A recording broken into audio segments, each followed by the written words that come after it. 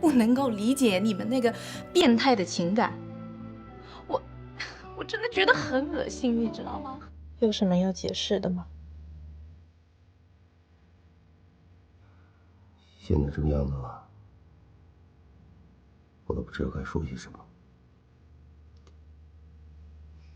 别拿这种骗小孩子的把戏来耍我好吗？那小丫头肚子里的孩子是你的吗？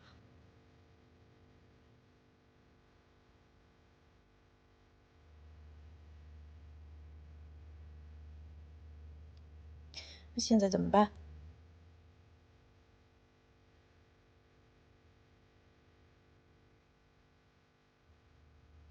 ？OK， 我给你出个主意吧。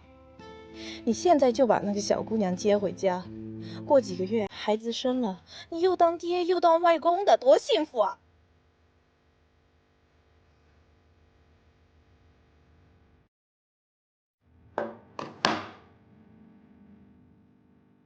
说实话，敏熙在事业上对我的确有很多的帮助，也是一个非常好的 partner。我也知道，她真心的喜欢我。可以说，我们还是有感情基础的，这一点我不否认。如果不是那天晚上爱宝的出现，如果没有发生那件事情，也许我跟敏熙真的会开始走在一起。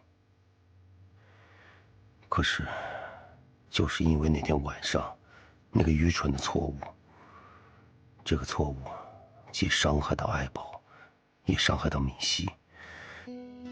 我真是恨自己，我都干了什么？现在再想回头都已经不可能了。但公司怎么办？我不可能让个人的情感和公司的发展搅到一起。所以，作为 partner，有好多话我还必须当面的和敏熙讲清楚。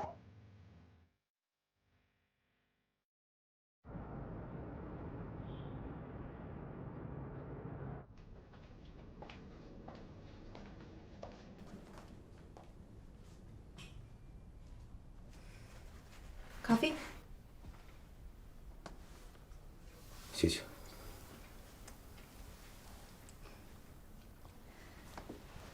你今天能够来，就证明你心里还有我，我挺高兴的。其实说实话，我们之间真的没必要搞成现在这个样子。我希望你今天来，是为了我，而不是为了公司。我不想骗你，两者都有。我是一个在国外长大的女孩，我对感情很直接。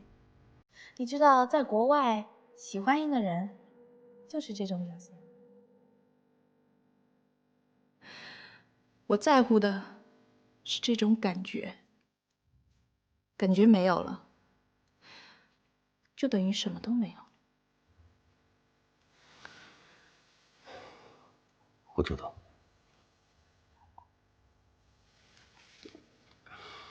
明星啊，从我们认识到一起合作，可以说是一份缘分。我们没必要因为这件事情把所有东西都去打碎掉，对吗？我想问你一句话，你说。你有没有认真的想和我开始？你这个朋友我交定了。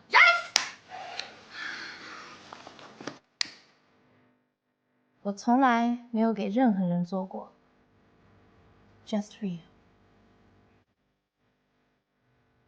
有。我想听真心话。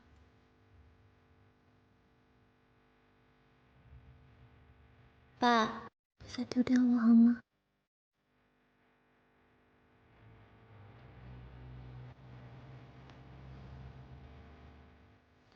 可是，是不是因为你那个女儿？你知道吗？我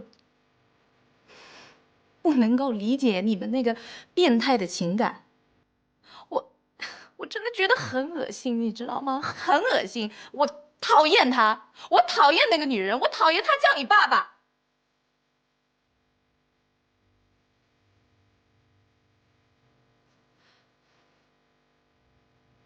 我知道这种感觉你不理解。其实我想跟你说，有时候有种情感，连我自己都不能理解。OK，I'm done。我不想听。我现在给你两个选择，你要不然让你那个女儿从我们的世界永远消失，要不然我就不知道会再发生什么事。有句话我想告诉你，我觉得这些都不重要，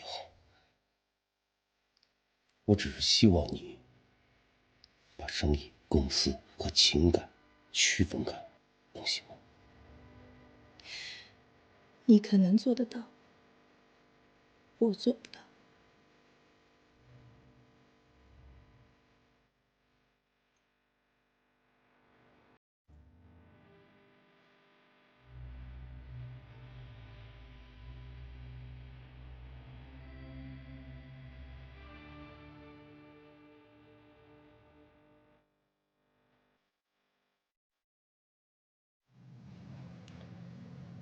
行了，兄弟，你也别太难过，我也知道这段时间难为你了。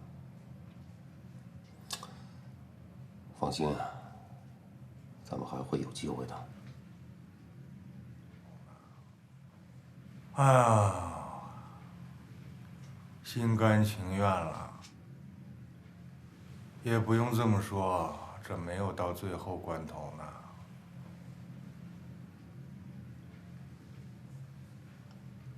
女人有时候在感情问题上真的很可怕。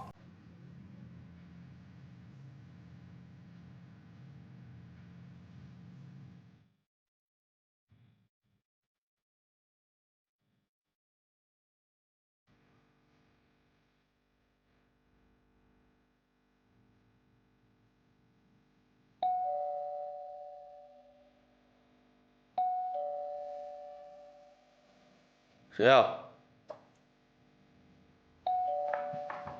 来了。